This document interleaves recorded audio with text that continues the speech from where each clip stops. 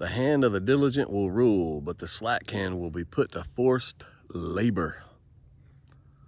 Forced labor, not just labor, forced labor. The hand of the diligent will rule. I will say my father-in-law and I are completely different animals.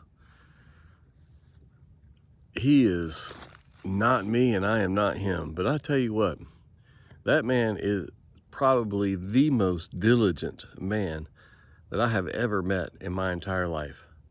He's kind of like a brown belt or a black belt in jiu-jitsu.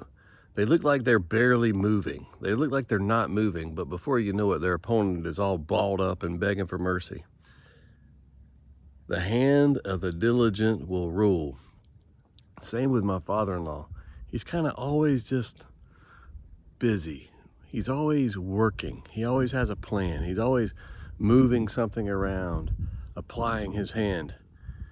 And very quiet. Also a biblical principle. Work with your hands. Do your best to live a quiet life. And he is like constantly progressing, constantly moving forward, constantly advancing, constantly adding, constantly cleaning.